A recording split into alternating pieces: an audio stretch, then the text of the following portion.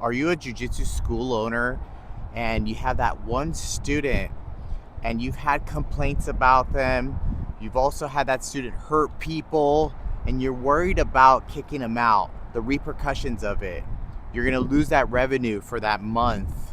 What are other people going to think as well, too? The gossip, right? I've been there too. I've had a student there for way too long. And then once I kicked them out, I felt so good about it. I felt peace about it. And I've had other students come to me and thank me for that. I'm gonna go over 3 toxic people that are hurting your culture, killing your revenue, and making the culture miserable. Now make sure you watch all the way to the end because I'll answer a frequently asked question regarding revenue. My name is Hernando Thola. I'm a 2nd degree black belt here in Post Falls, Idaho. We have a school with a little over 300 students in a town of only 40,000. The first person we want to talk about that's toxic and you got to get them out is your student. We all have that one student that goes a little too hard, hurts people, gets pissed off when they get tapped. Get them out. Right? We maybe want to talk to them at first and try to counsel them, but if you've already kind of mentored them a little bit, kind of told them to chill out, but yet they're still going really hard, like it's ADCC and it's Tuesday night at 6 p.m. and the majority of your students are 40-year-old men that just worked a 9-to-5 job and this student still doesn't get it, get them out. It's funny, I was just talking to another gym owner here not too far away from me, and this person's school, they train like that. They train super hard and they're using roids. And I told them, get them out. Get them out because it's no good for your environment. It's costing you revenue. Every single time you keep that student, every day it's costing you money. Why? Because someone's gonna cancel, especially your blue belts and purple belts, they'll leave and they'll go to another gym. And maybe they don't go to another gym. Maybe they just quit jiu-jitsu in general and say, hey, jiu-jitsu is just not for me anymore, right? You know who that student is. Your gut feeling is telling you who it is. When it's time to roll, no one grabs this person right away. And you feel bad because you know that this student in particular, I've been there before where I had a student that lost a lot of weight and it was really good for their mental health. They actually found a community and they were doing really well. But when they started winning tournaments, like they were doing really well, but yet it was like the world championship and it was white belt division, right? And you're kind of motivating them, but their personality is just really up and really down. That's the cancer you got to get out.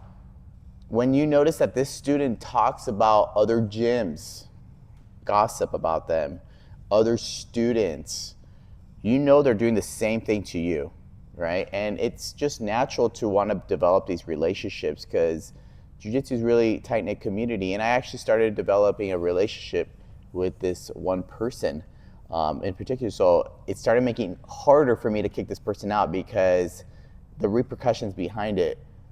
What would the staff think about me kicking out this student? What would the team members, the students think about? Because now they have a little influence as well too. They have their own little clique too. Just gotta get them out, get them out. It's gonna cost you revenue in the beginning, but I promise you, in the long run, it's gonna be worth it. Number 2 is gonna be your instructors. There are toxic instructors out there. Maybe they're teaching classes, maybe not for the best reasons. Maybe they're making it about themselves and saying, I do this, I do that. How many times have you teach the move a certain way, right? And you're the head instructor, you're the owner. And then this person says, well, I like to do it this way. I like to do it that way, right? They're taking away from your teaching, right? It's your school, you put the time, you put the money up, you put the energy, and you built the community. And this person hasn't been with you for too long and doesn't agree on how you do things. Again, they're not a partner, they have no buy-in, but yet they have a say for everything. And we gotta get them out quick, or at least sit them down first and talk about the expectations of the academy, right?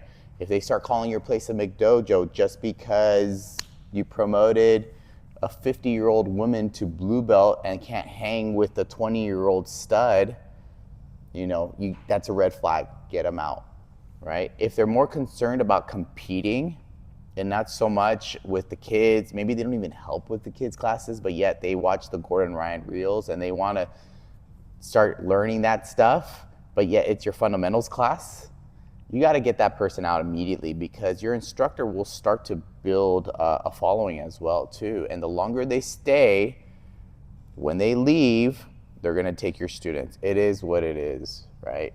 I've done that before, and it's hurt my revenue to a point where I had an instructor and they started building a community, their own classes, their own following. And when I had to let this instructor go because they weren't willing to follow our new structure and our new guidelines and our new curriculum, they took half my students, and it hurt.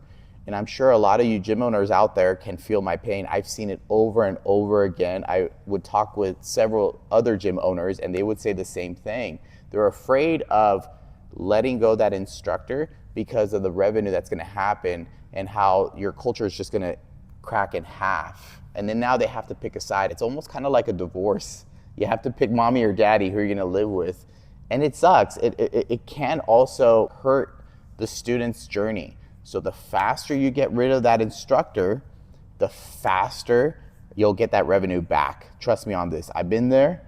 You'll bounce back. It's worth it in the end. Just rip the Band-Aid out. We also talk a little bit more about the situation in our free school community group. You have to be a gym owner, right? And you could be an instructor too.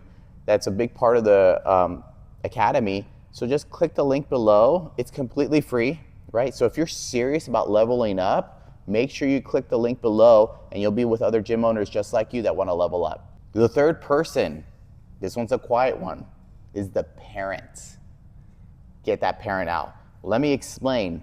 They're on the sidelines, coaching them from the sidelines. Hey, little Jimmy, go ahead and crank on that arm bar. Pushing them a little bit, right? Asking for special attention before and after class. Hey, make sure you get my kid tough. We got this tournament coming up. DMing you on Facebook or Instagram. Hey, you're gonna be at that one tournament? And they're the only ones signed up. Get that parent out as soon as possible. They don't pay for private lessons and they want that special attention. And that parent is living through their child. Parent puts so much pressure on the child to win. The kid doesn't even want to compete. For the sake of the child, tell that parent straight up, hey, your kid's not the next UFC fighter, and if they are, it's going to take a long road. Tell the parent straight up and have that hard talk. I remember one time walking in, I had another gym come and teach classes for their comp school because they lost their facility. So they were borrowing our facility off hours to train their comp team. And I just come in, not to be nosy, but it's my academy, so I come in maybe to check on something or whatever. All the parents were coaching from the sidelines. You don't have to have ADHD or sensory issues to be overwhelmed. Like, what did I just walk into? This is like a mini tournament. And parents were coaching against each other on this, and they're part of the same team. This is a cancer, and it all probably started with just one parent. Get that parent out, have that hard talk. It's gonna save you money, and plus you don't want that competition vibe in your academy too, because now they're just hurting other kids, and the majority of the kids just do it just to have fun, to be with their friends, learn character development skills. The number one reason why parents sign up their kids is for character development, discipline. Get that parent out that just wants to compete all day, every day. The number one question that's asked is, will I lose revenue? How much revenue will I lose? Is it worth it to kick out any of these? Yes. Will you lose revenue? Yes. We're playing the long game here, and we're here to change lives. Rip the Band-Aid out. No matter how much it costs you. I know it's tight. I know you're having a hard time paying rent. I know you're having a hard time probably even paying yourself. Make sure you get rid of that person now. If you didn't have that hard talk, get rid of them now. God has always provided for us. Every single time we kicked out that one student, 2, 3, 4 follow, they go to another school, and that same day, God has always provided with another student, and not just one. One leaves, two brand new people come in and they sign up, and guess what they do? They're happy, they love the culture. Trust me on this. If you're really in it to change lives and make it a very fun and safe environment for everyone there, just get them out. God will provide. He will give that one or two extra student and a better family and a better culture for your academy. If you're serious to level up in your Jiu-Jitsu academy and in your leadership and in your revenue, click the link below. I'll see you there. Click the link right now. Don't wait. If you love teaching Jiu-Jitsu and you're broke and you've been doing it for a while and you're still having a hard time of breaking even paying yourself, click this link below. It's been getting a lot of traction and it would help another gym owner just like you. Click this link if you're trying to get out of the hole that you've done by putting mats in, sacrificing potentially your 401k. I've done it. All these things, click this link below and you're gonna find out why you're still broke and how you're gonna get out of it.